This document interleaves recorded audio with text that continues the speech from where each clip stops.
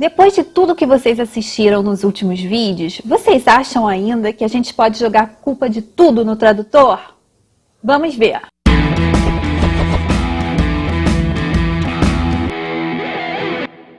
Oi, gente! Bem-vindos de volta! Meu nome é Nathalie Guerati e esse aqui é o Natividade, o nosso canal para falar de tradução, mercado editorial, livros e outras coisas mais. Se vocês ainda não se inscreveram, aproveitem e façam isso agora. E não deixem de deixar o like de vocês. Vocês viram os últimos vídeos. E a pergunta que eu faço agora é: vocês acham justo botar a culpa de todo tipo de erro no tradutor? Vou contar agora para vocês uma das primeiras coisas que eu aprendi quando comecei a trabalhar como editora. Não existe livros sem erros. Lógico que existem erros e erros. Existem erros pequenininhos que de repente só uma pessoa realmente da área, uma pessoa que conheça muito a norma culta do português vai notar.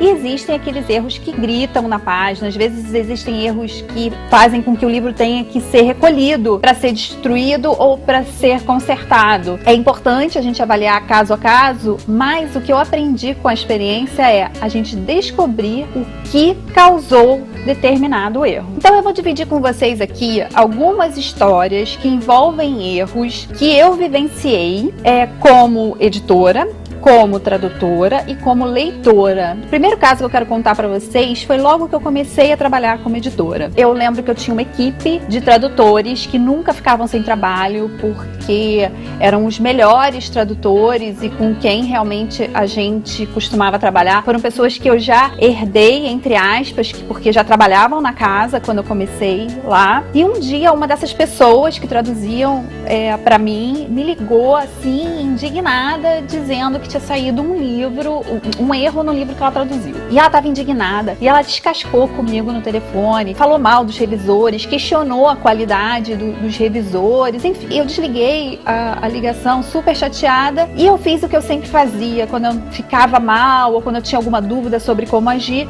eu procurava a minha mentora.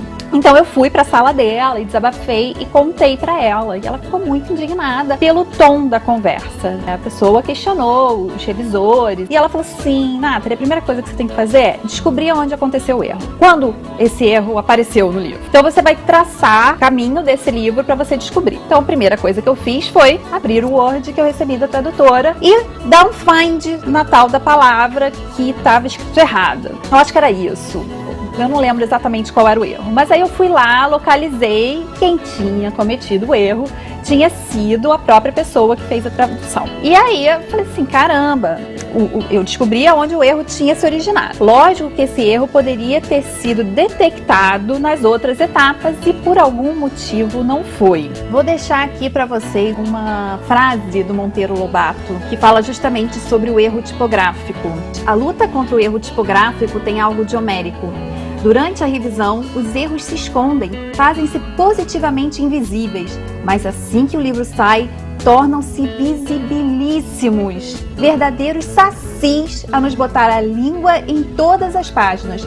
Trata-se de um mistério que a ciência ainda não conseguiu decifrar. Não sei se vocês sabem, mas Monteiro Lobato foi revisor tipográfico também, além de autor, de editor, enfim. E isso aí é uma verdade. Muitas vezes a gente lê, relê um texto que ou que a gente escreveu ou que a gente está revisando mesmo profissionalmente e às vezes o nosso olho prega peças na gente. Então eu dei um feedback depois com calma para essa pessoa, né, que entrou em contato comigo tão nervosa e mandei um e-mail explicando, olha, realmente o erro poderia ter sido detectado em vários momentos, mas esse erro foi originado no seu arquivo. Então o que fica dessa lição, né? A tradução é a primeira etapa, né, que dá início a tudo, e que o tradutor tem uma responsabilidade enorme de tentar entregar o texto mais limpo possível, com o menor número de erros, porque a gente sabe que sem erro nenhum não é possível, mas quem dera que fosse, mas para diminuir qualquer chance desse erro se perpetuar. em todas as etapas. O meu segundo exemplo é um pouco parecido com esse. Então, foi o primeiro livro que eu tive a chance de traduzir, né, que saiu meu nome como tradutora na parte de ficção. O personagem principal era um ladrão e durante o trabalho dele, ele precisava de muitas cordas e equipamentos de fuga e de escala, e por isso tinha muitas cordas. E uma das palavras que apareciam muito era length, né, que é o comprimento da corda. E aí, em duas ocorrências dessa palavra no texto, em vez de eu escrever comprimento com O, eu escrevi comprimento com U. O revisor não viu, o copydesk não viu, o editor não viu. Então, neste livro que eu traduzi, duas ocorrências da palavra comprimento saíram grafadas erradas. Quem viu foi a minha irmã, quando ela foi ler, quando o livro saiu e ela foi ler, ela falou assim: ai, Nathalie, adorei tudo, mas eu achei 2 erros. E aí eu lembro que eu fiquei arrasada e a primeira coisa que eu fui fazer foi olhar o meu arquivo. E entre as várias ocorrências dessa palavra, 2 saíram grafadas erradas. Bom, um outro caso que aconteceu comigo também como tradutora, eu estava fazendo um livro e apareceu uma expressão que é high cotton, e eu não conhecia essa expressão, eu tive que pesquisar. Significa uma pessoa que esteja bem de vida em termos de dinheiro ou de felicidade. Eu fiz a minha tradução e fiquei muito surpresa quando o livro chegou. Eu estava dando uma olhada e eu não costumo ler tudo de novo, mas caí nessa página e apareceu um senhor de engenho no livro. E aí eu peguei e falei assim: caramba,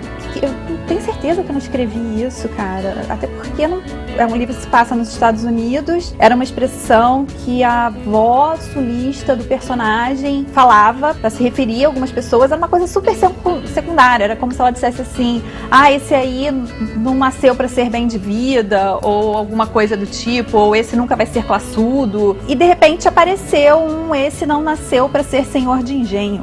E eu fiquei apavorada com isso, né? Fui lá olhar no meu arquivo e realmente eu não tinha colocado essa expressão. E fiquei muito chateada, porque foi uma inserção que fizeram no texto, que tá com o meu nome. Quem leu acha que, sei lá, que eu acho que teve senhor de engenho no sul dos Estados Unidos. E, enfim, saiu isso no livro. Lembra que em um dos vídeos eu falei que eu compro livros pelo projeto gráfico, pelas coisas que eu acho legais e tudo? Então, eu estava numa livraria pequena, e eu vi um livrinho que é uma coisa muito fofa. Além do projeto gráfico ser lindo, conversar com o título, conversar com o conteúdo do livro, o assunto me interessava.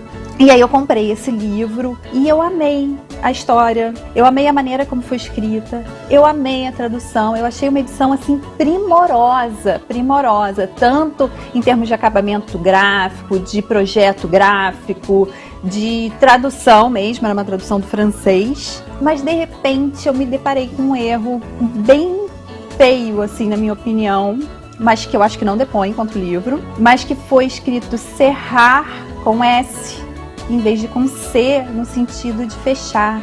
O personagem cerrou os olhos. E esse cerrou é com C. E no livro saiu com S, que é cerrar de serrote, assim. Eu até levei um susto. Eu falei assim, deixa eu ver se eu vi direito. E vi esse erro. Fiquei triste, porque dá pra perceber que aquele livro teve um cuidado e um esmero muito grande. Fiquei, assim, sentida pelas pessoas que trabalharam no livro. E não vou dizer o nome do livro aqui, porque eu acho que não cabe. Assim como eu não disse o título dos livros que eu traduzi e que saíram com esses erros. Ah, teve um outro também, que aí esse foi o único caso que eu realmente entrei em contato com a editora para reclamar. Porque, assim, eu entendo que coisas acontecem e aí, assim, mas esse erro em especial me incomodou muito. Porque foi na primeira frase do livro. Eu abri, uma das coisas que eu tenho o hábito de fazer como tradutora, eu recebi o exemplar de cortesia.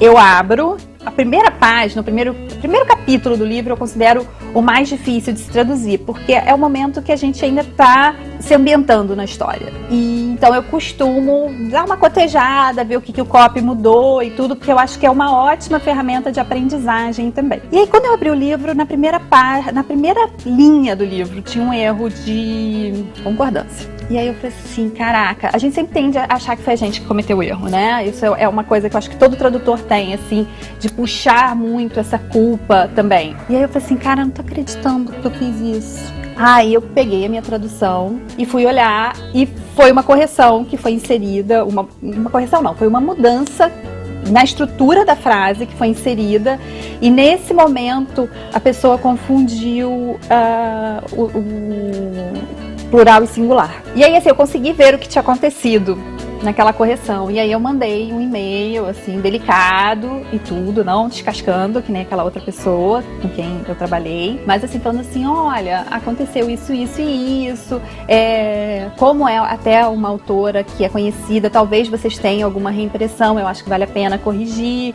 E aí, no caso, o editor me mandou, assim, um e-mail super fofo, me pedindo 1000 desculpas, porque ele foi verificar também, né, nos documentos dele, e ele viu que aquilo tinha acontecido na etapa do copy e o revisor também não pegou. É isso, gente. Eu quis mostrar para vocês que coisas acontecem, que o fato dessas coisas acontecerem não quer dizer que as pessoas tiveram menos cuidado no trabalho, e quis mostrar a citação do Monteiro Lobato também, para ver que é uma coisa que já é antiga, essa luta para achar os erros e corrigi-los e tentar levar um material mais primoroso possível. Vou ficando por aqui. Deixem seus comentários, deixem suas dúvidas, que eu tento responder a todo mundo. Um beijo grande e tchau, tchau!